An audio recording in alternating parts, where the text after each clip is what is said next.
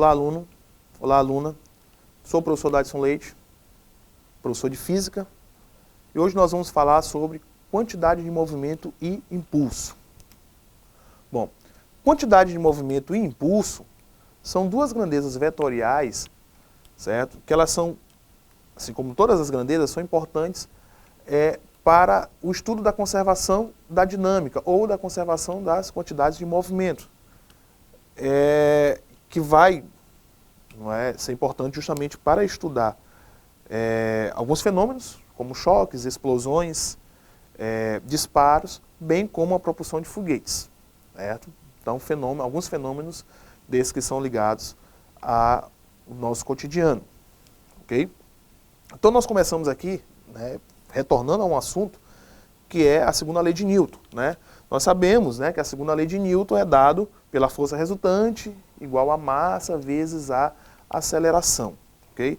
Se a gente fizer uma manipulação na aceleração, voltar lá para o conceito da aceleração, nós vamos ver que a aceleração ele é dado pela variação da velocidade sobre a variação do tempo, ok? Então, quando nós substituirmos isso na segunda lei, a segunda lei de Newton vai ganhar a seguinte cara, que a força resultante vai ser igual a massa vezes a variação da velocidade pela variação do tempo, ok? A gente fazendo mais uma manipulação matemática, nós vamos encontrar o seguinte, passando o tempo que está de um lado, dividindo para o outro lado, multiplicando, nós vamos encontrar a seguinte cara, que a força resultante vai ser multiplicado pelo tempo, pela variação do tempo, vai ser igual a massa vezes a variação da velocidade. Bom, aí nós encontramos esses dois entes vetoriais que são muito importantes para o estudo desses fenômenos que já foram citados, certo? De um lado, do lado que tem a força e o tempo, nós encontramos o impulso, grandeza vetorial. E do outro lado, que tem a massa e a variação da velocidade, nós encontramos a variação da quantidade de movimento ou a quantidade de movimento, ok? Então, de um lado, o impulso, do outro lado, a variação da quantidade de movimento. E essa relação nós chamamos de teorema do impulso.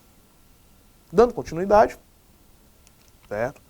A quantidade de movimento, já definimos que é uma grandeza vetorial, tá certo?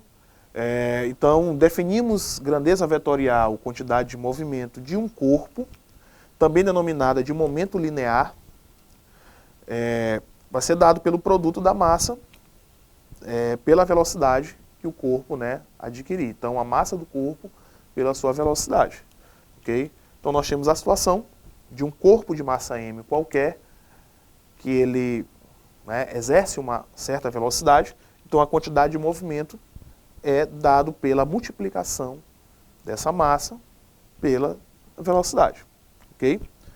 E como a quantidade de movimento é uma grandeza vetorial, por ser essa grandeza vetorial, nós temos que levar em consideração as características de um vetor, aquelas 3 características de um vetor, que você deve saber, que é justamente a intensidade ou módulo, que é o tamanho desse vetor, que é expresso por um número, nós temos ali um valor numérico para expressar, a direção, que é justamente a reta de orientação no qual esse vetor ele se encontra, pode ser na horizontal, pode ser na vertical, pode ser na diagonal, inclinada, e o sentido.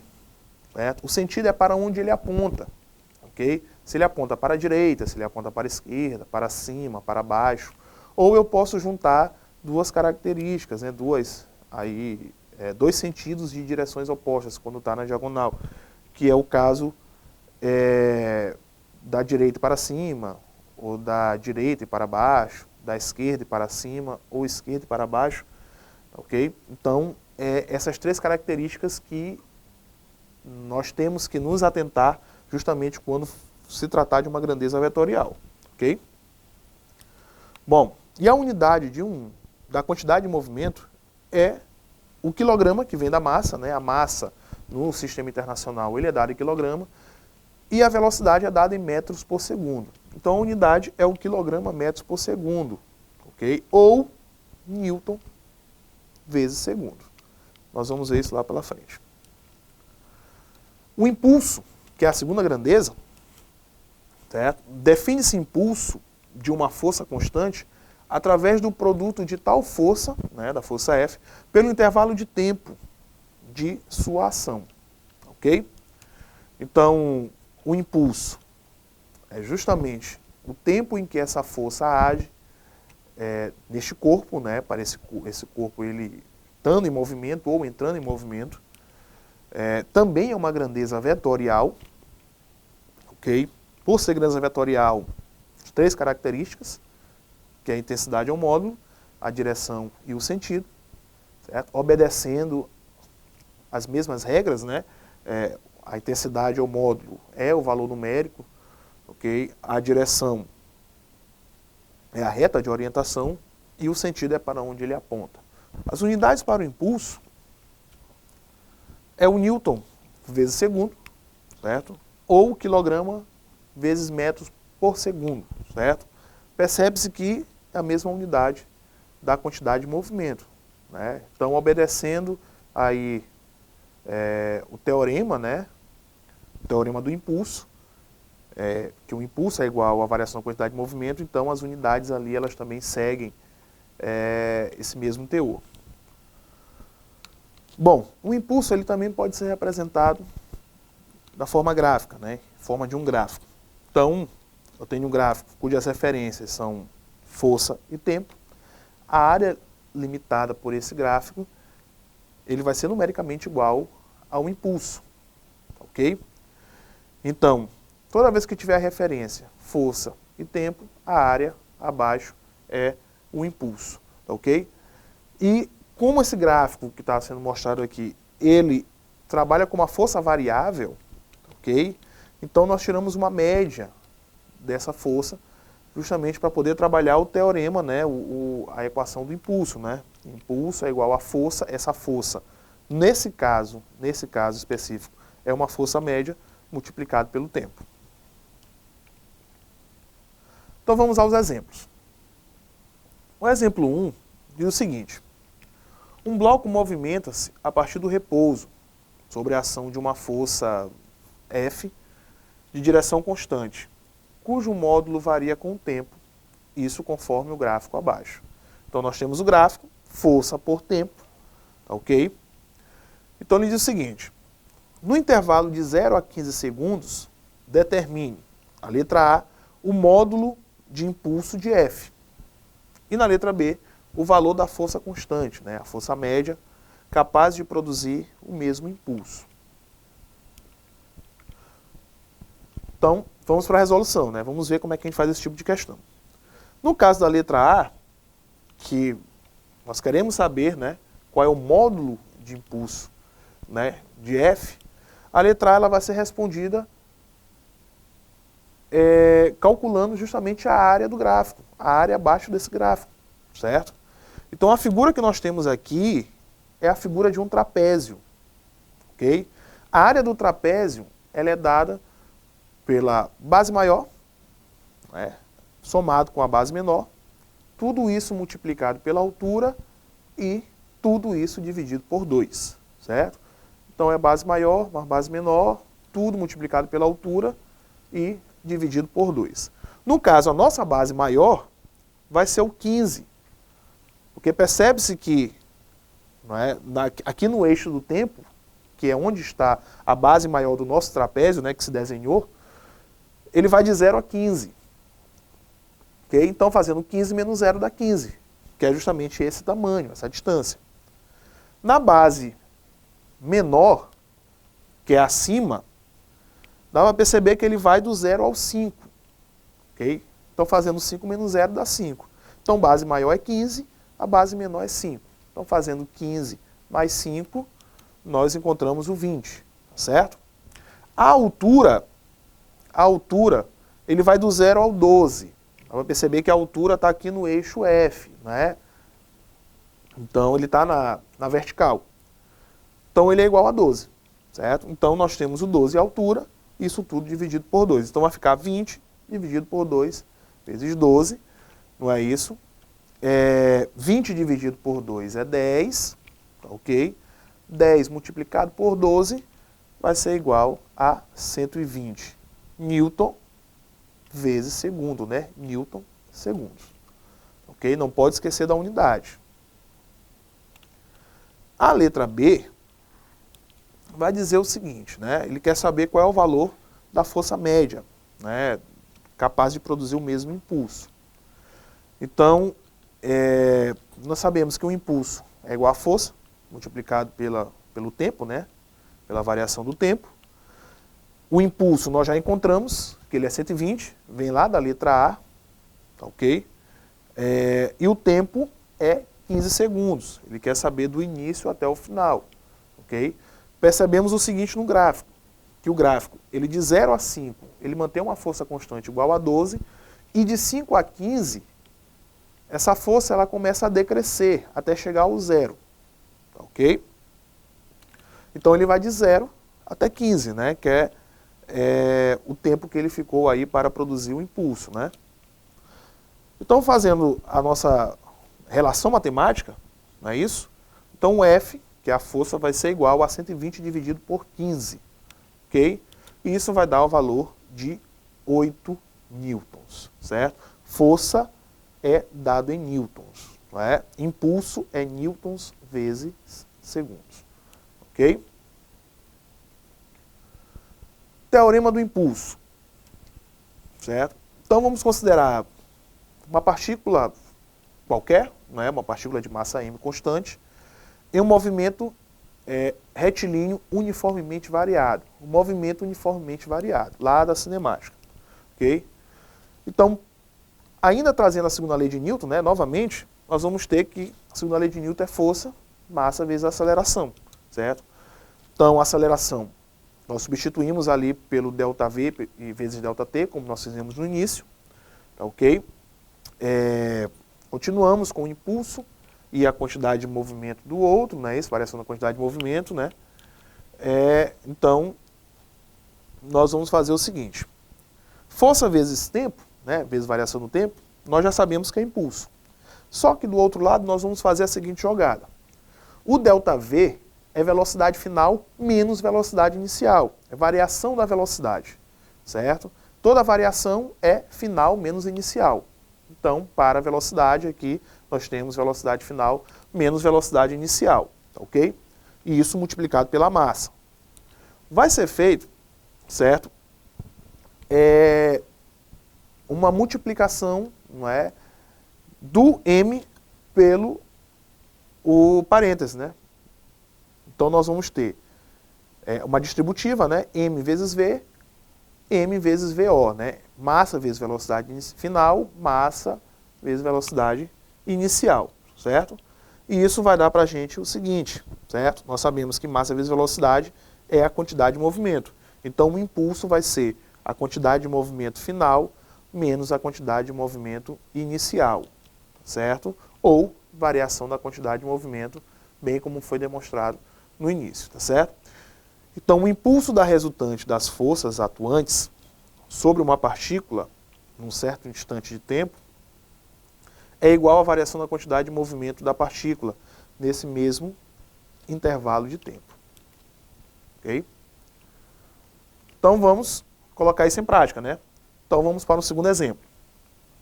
Suponha que uma bola com 0,2 quilos, né? 0,20, 0,2 quilos de massa, movimentando-se com velocidade de 5 metros por segundo, colida contra uma parede, retornando na mesma direção original e com a velocidade, certo? Em módulo, né? Traz aqui. Antes do choque, 5 metros por segundo, e após o choque ele retorna com o mesmo 5 metros por segundo.